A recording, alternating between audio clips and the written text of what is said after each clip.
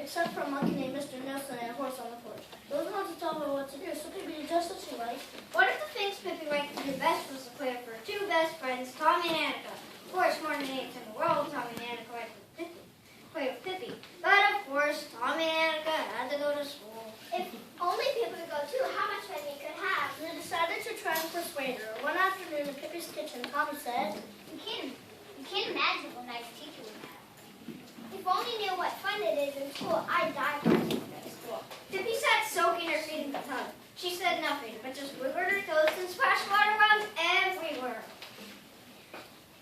You don't have to stay so long, just till 2 o'clock. Yes, and besides we got Christmas vacation days, summer vacation.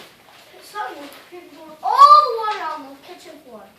It's absolutely unfair. I won't stand for it. What's the matter? In 4 months it will be Christmas, and then you'll have Christmas vacation. But what'll I get? No Christmas vacation. Not even the tiniest bit of one. Something will have to be done about that.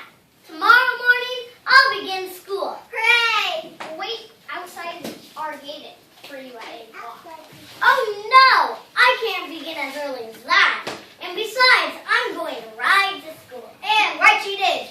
The next day, at exactly 10 o'clock, Pippi lifted her horse off the porch and galloped wildly through the town. When she reached the schoolyard, she jumped off her horse, tied it to the tree, and burst into the schoolroom. Did I get here in time for bloodification? Tommy and Annika told the teacher that Pippi was coming. She decided to do all she could to make Pippi happy in school. Welcome to school, Pippi. I hope you'll enjoy yourself here and learn a great deal. Yes, and I hope I'll get some Christmas vacation. That is the reason I come. It's only fair to know. If you would first tell me your whole name, I'd register you for school. My name is Pippi Delicatessa Windowshade, Macrame Ephraim's daughter Longstocking, daughter of Captain Ephraim Longstocking, formerly of the Terror of the Sea, now a cannibal king. Pippi is really only a nickname because Papa thought Pippola was too long to say. Well then, we shall call you Pippi too. But now suppose we test you a little. See what you know. Pippi, can you tell me what 7 and 5 are? Well, if you don't know that yourself, I'm certainly not going to tell you. All the other children stared at Pippi in horror. Pippi, we don't answer that way in school. I beg your pardon. I didn't know that. I won't do it again. No, let us hope not. And now I will tell you that 7 and 5 are 12. See that? You knew it yourself. So why were you asking? The teacher decided to act as if nothing happened. Well now, Pippi, how much do you think 8 and 4 are? Oh, about 67. Of course not. 8 and 4 are 12. Well, now really, that is carrying things too far.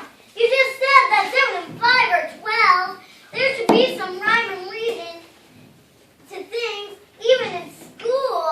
The teacher decided there was no more point in teaching Pippi arithmetic. Tommy, if Lisa has 7 apples and Axel has 9 apples, how many apples do they have altogether? Yes, you tell her, Tommy, and tell me too. If Lisa gets a stomachache and Axel gets more of a stomachache, whose fault is it? And where did they get those apples in the first place? The teacher decided to give up on arithmetic altogether.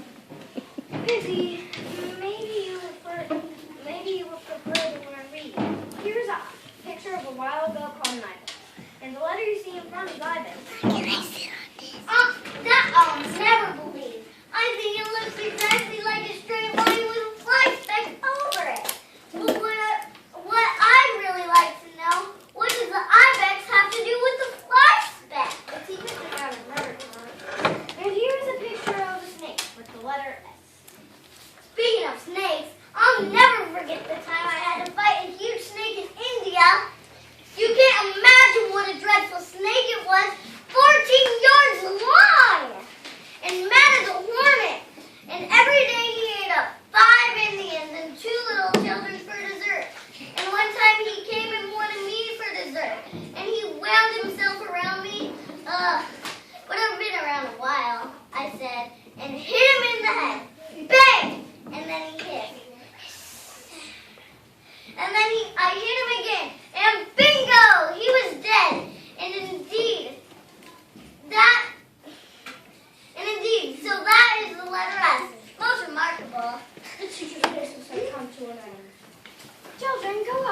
I can talk to Pippi alone.